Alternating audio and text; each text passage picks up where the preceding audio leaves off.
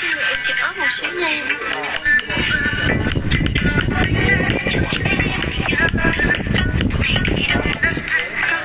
Có thiếu tiền bây giờ chúng mình đây nè. Cho con làm có. Tối nay em like, hồi tối hôm qua em like em bị sạch đó. Trời ngủ luôn.